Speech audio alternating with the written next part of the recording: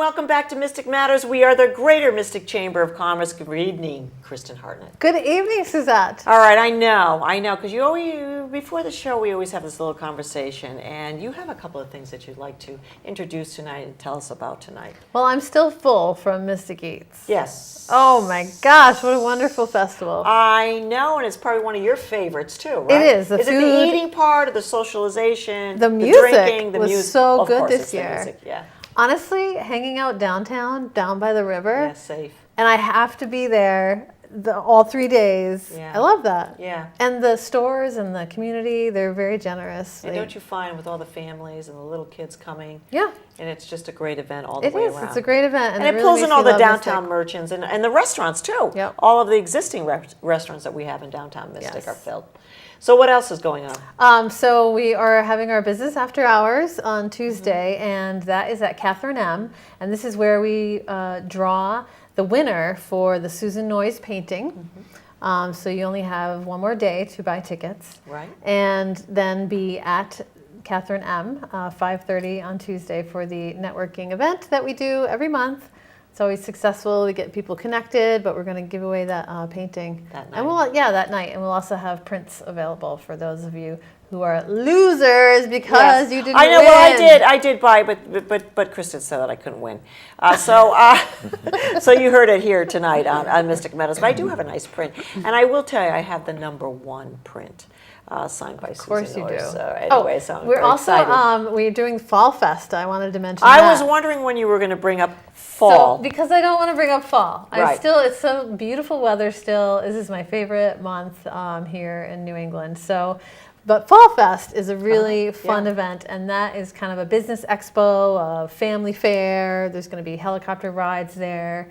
There's still time to sign up as a vendor, and there's going to be food trucks. So it's in Groton at Pequannock Plains on October 7th, and that's going to be a really fun event. Right. Do we have the helicopters or anything like that this year, or we don't know? We do have the helicopter. Okay. It's Newport Helicopter Tours that is doing it. It's $30 Fantastic, for, yeah. am I allowed to say that?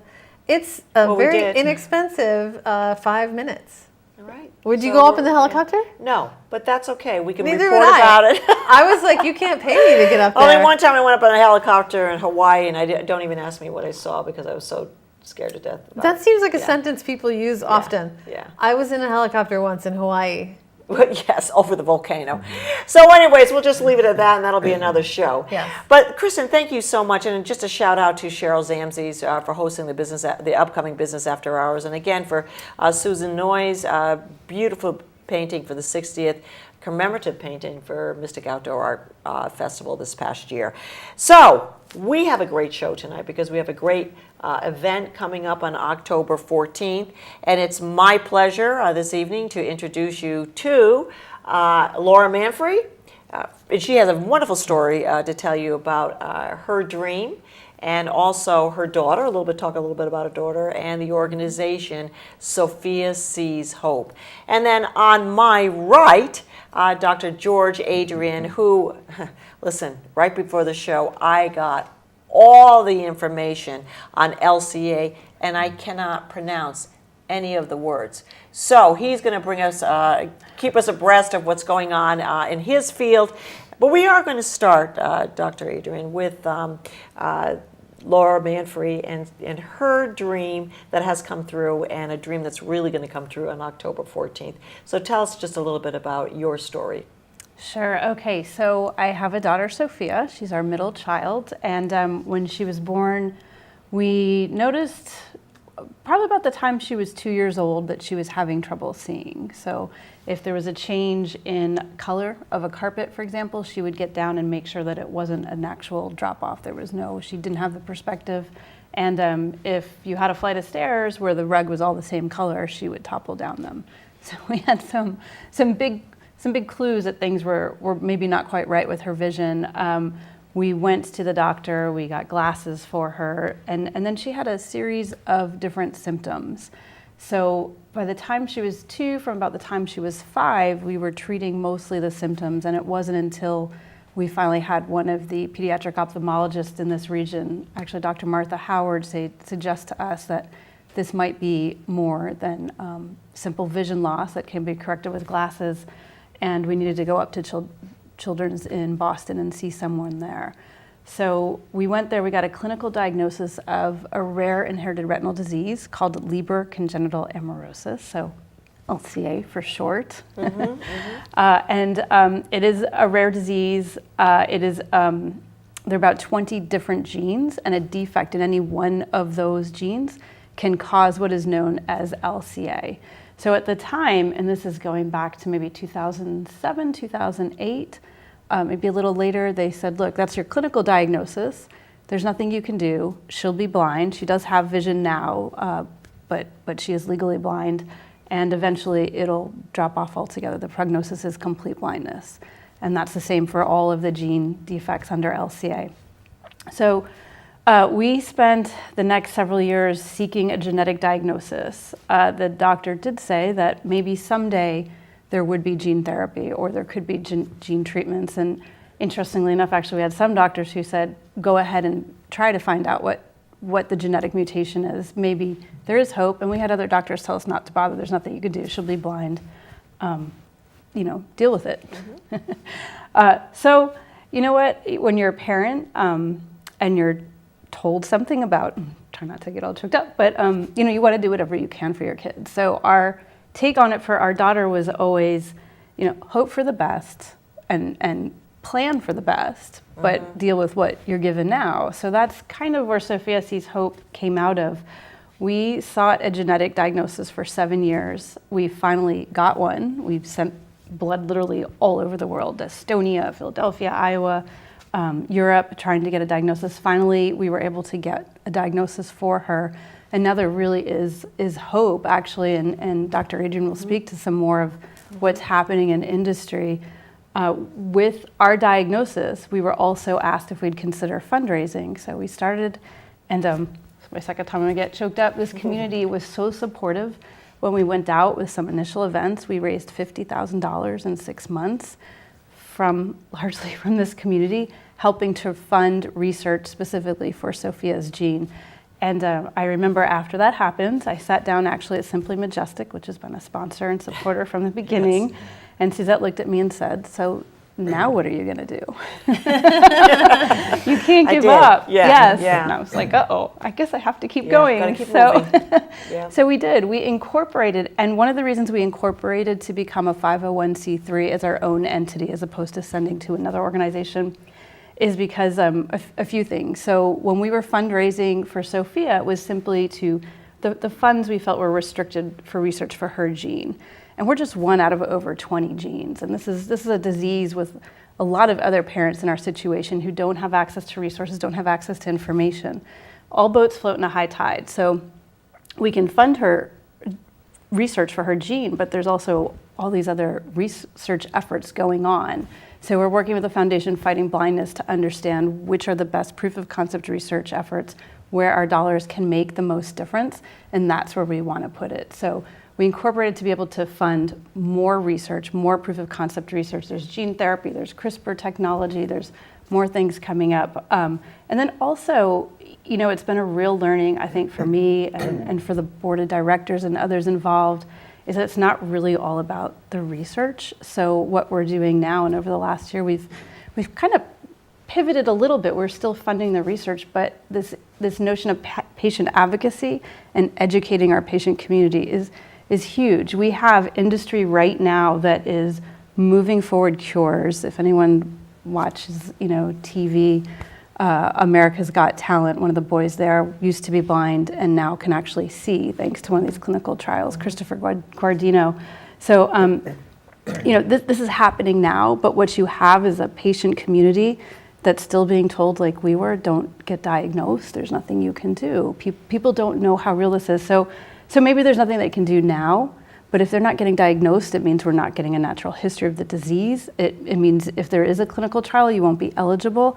And moreover, some of these genes come with other issues. So you need to know what they are. So I can get off my soapbox anytime. Education type of thing, like you're saying, Yes. advocacy and education. Educate, yes. Mm-hmm. Educated consumers always make better decisions. So it is very important for us that people understand what to do, where to go, what this disease is about, and also just knowing it is rare disease. So when rare means you probably don't know anyone else who has it. We certainly didn't know any other blind children. I don't know that we really knew any other visually impaired or blind adults even. So, you know, when you're diagnosed with a rare disease, it's very isolating. It's very emotional. Who do you go to? Who do you talk to know and look at someone who's gone this way before you? So it's both the education and the information and the support to get to the diagnosis and the medical experts that you need, as well as just to connect with other families. Right. So speaking of, okay, so Laura did sort of the wrap up on how she started. On the clinical side, Dr. Adrienne George, is there hope? Yes, there is hope. These are very exciting times right now for me as a practitioner. You know, for over 20 years, you know, starting off in ophthalmology and optometry, that's where our training. I mean, these inheritable retinal diseases, which LCA falls under. There are several different types, and there are diseases you've never heard of before. Most likely, I mean, retinitis pigmentosa might be one that's most recognizable, but the incident rate is about 25 out of 100,000. LCA, again, is rarer than that. There's Stargardt's disease. There's X-linked retinal schisis, choroideremia. So there's as you can see, there's several different types, but again, they're all very rare and not very well heard of. And because there was no treatment years ago, studied, understood, difficult to diagnose, final diagnosis, and then just everyone looking at each other saying, well, wow, there's nothing we can do here. You know, we encourage you to seek services for the blind and low vision services. And that was it? And that was kind of it. So there's really been, in the past decade, tremendous advances, and especially in the past several years, amazing advances, I think. And we can talk a little bit about that today in terms of the CRISPR-Cas9 technology that is a form of gene editing that's going on right now that once we have identified the patients and have the genetic profile, there's actually trial studies going on right now that are allowing us to go in selectively, and it's almost like a cut and paste approach, if you will, where with gene editing we can go in there and actually reprogram the DNA and genetic code, allowing the mutation to be silenced or eliminated, and then partial to maybe full recovery, hopefully someday down the road. So, and that's just on one, because when you That's say amazing. that, yeah, you say cut and Right. paste in genes, you think about all the things, all the characteristics and all Yes. the things that contribute to Right. who we are as humans. That seems, to me, it seems like so much to comprehend. it is. It's it's very complicated. I mean, we have 23 chromosomes, and thousands of genes, and hundreds of thousands of possibilities from that algorithm that's created. But again, with research, and as Laura said so well, with identifying these problems, we can start making progress.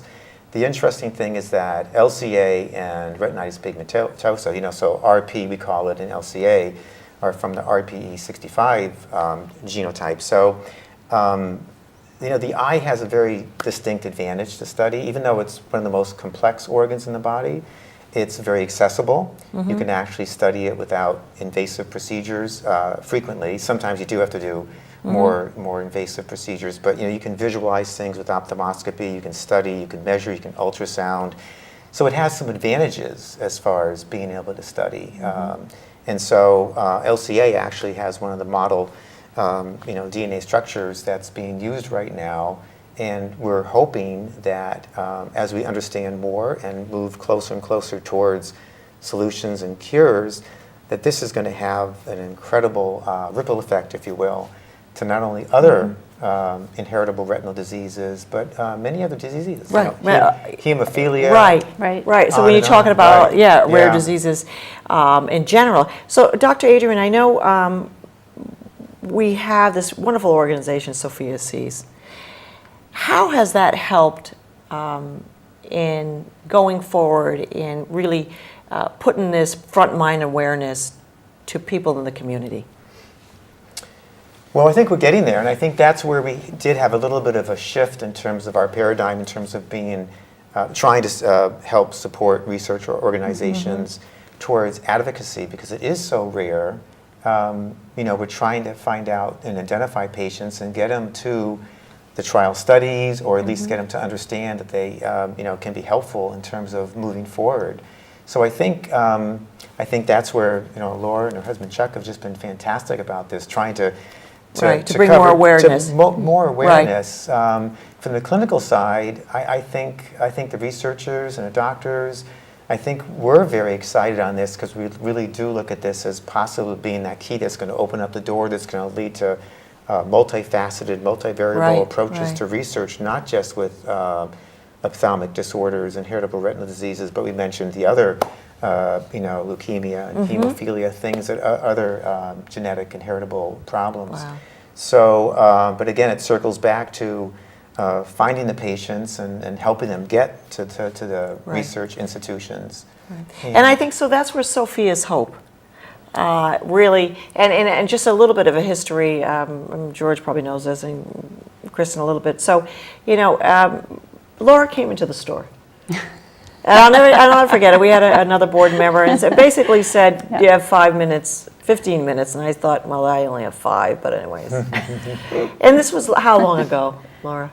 This was 2013. 2013. Yeah. And so I first of all, as a fundraiser, not only a business owner, but I said, "Do you have a budget?" "No."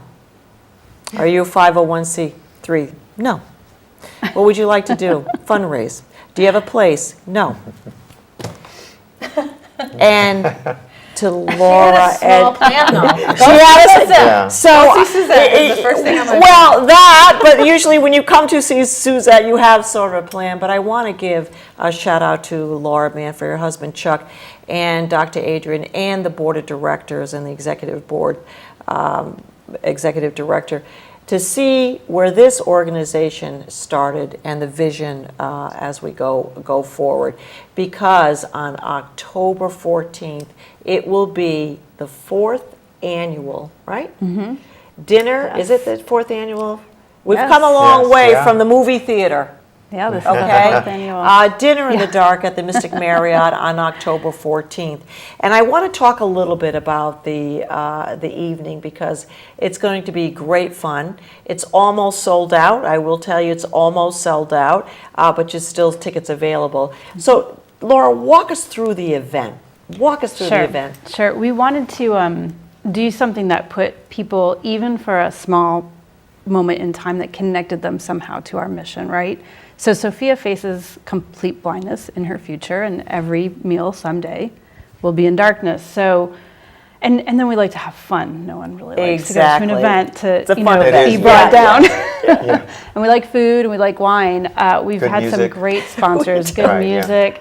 Angelini Wine donated pairing wines. So the event is basically a gourmet meal that's prepared. It's a 3-course meal with wines donated by Angelini, a Connecticut distributor, as well as their the Salvatore Ferragamo estate this year, and another distributor, Carpine Malvolti, are donating the wines as well. So excited about that. You eat the meal under blindfold, and we don't actually, well, we have the menu right here. So we do give you a menu when you show up. In Braille. It's in Braille. This is a menu in Braille. Yes. And I know folks are, every now and then you get people who are worried. This is not X Factor eating This at is all. gluten-free. Yes. It does. Gluten-free, yes. And we accommodate all food types. So Yes. we do encourage buying tickets early because we're almost sold out, and we're dropping invitations next week. And you register online. It's very important if you get a table to register your guests, because we do provide, chef will accommodate gluten-free, no seafood, lactose intolerant, all of that. So it is a specially prepared meal, and I know what it is. It's very good. Sofia could read what it is. And then we also do a live auction. We have guest speakers this year. The chair of the board for the Foundation Fighting Blindness is coming. So he's going to speak a little bit from a research perspective, and there's music by the Cartels and dancing. It's a fun night. And so we have sponsors too. You may want to read your sponsors too, we and tell a little bit do. about what else is going on. Yes, our diamond sponsors include Mohegan Tribe. They actually, along with Simply Majestic, probably need to be credited for where this event is today. They've been fantastic From the very supporters. start, I guess. Yeah. Wonderful. From That little conversation where I from our thought, humble oh, beginnings. boy. Yeah. A couple people believed, so thank you. Renewal by Anderson and Windows of Giving, as well as also a diamond sponsor. And then we also have Yale New Haven L&M, Mystic Aquarium, Spark Therapeutics, which is a biotech moving forward with some great exciting research out of Boston. And we have a lot. And so just for on the Majestic side, we've donated 100 pearls, 100 white, 99 white pearls, and if you can buy it for an amount of money, each box has 99 white pearls, and then if you get the black I'm pearl, wearing Laura it has right here. one on this evening, Yes. you will win a spectacular ring that's worth about $2,000. And so we're selling out of those. There's been We a are. lot of them sold, and all of the money, the $10,000 raised from my husband and I and Simply Majestic, this donation will go to Sofia's Hope. And the organization. So getting a little bit back to Dr. Adrian a little bit. Here we are. What is the future, Dr. Adrian? What is the, here we are, I mean, in your estimation, and I know that's a really, because there's so many moving parts Right, to this right. research, but will there be a cure in our lifetime? Very good question, and Yeah. I hope so, and I think so. Already, we've talked about some of the trial studies. So with one of the big companies, Spark, several years ago, so there was nothing as far as really success, let's say. Okay, and yet in the past 2 to 3 years, one company already is in a phase 3 clinical trial, and the results are. They're amazing, actually, I think. So it's difficult to measure results when when you're working with, patients and trial participants that are legally blind. I mean, how do you measure that? Right. So they've come up with tests that measure functional visual ability. So instead of the way we would in a traditional exam read an eye chart, they have a couple different tests. One is the multi-luminance mobility test. So it really it's a maze. And the participants have to try to navigate through this maze at different light levels. And so we measure their ability and how much they can improve or not improve based on the treatment studies. And, again, some of the participants actually went from not being able to navigate at all to successfully navigate through the maze and at different lux levels or, illuminance levels. So it's pretty amazing. I mean, from a safety point of view, from a quality of life point of view, imagine not being able to find your way out of this room and suddenly being able to do that. That's amazing. So, So you had said that there was a famous guy that actually... There was a boy, a 14-year-old boy that was on America's Got Talent who he's progressing further. Christian Guardino, he was also on they did an article in National Geographic about a year ago, and so their family was featured in there too. And Wow. George is answering that question a little more cautiously as a medical professional. Yes. But I will tell you right now that this is happening and people will be able to see in my lifetime. So this is our vision, this is our mission and our focus.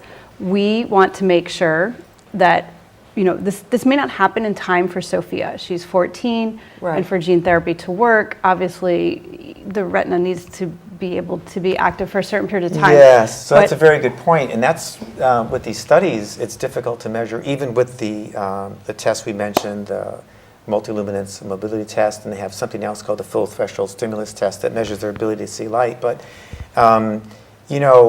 once the retina has been deprived of visual information, the brain and the retina have to coordinate the neurological signals, so you develop what's called amblyopia. So if this goes on for a period of time, months to years, certainly, you have developed amblyopia. So now you have a multifactorial reason for vision loss. So what you guys were saying earlier, you're saying it's more than blindness. Like it's more than just not being able to see. You're saying it's affecting you function-wise? Well, is that what you're ambulatory? That's yes, the word yes, you're many using? things get involved as far as that's concerned. But so the sooner you catch this, the better, we believe. But the fact that we've had these results already, Yes, if I sounded too guarded, I think we just have to be, we're hoping for so much. We are used to doctors, Yes, Dr. Adrian. There's the doctor answer. My answer is we're Yeah. going to fix this. It's happening and I already think- in clinical trials, and we're going to keep moving Right. it forward. I think, George, we need, and Laura, we definitely need you and sort of your research and you as a doctor and your practice. Yeah. And we also need the hope. Right. Yeah, And absolutely. so I think that's where Laura and Chuck and the board, and may I just say, Dr. Adrian is also on the board of directors for Sofia Sees Hope. That's the balance, and that is Right. also the beauty of this organization, that we do have the hope, and then we do have the facts.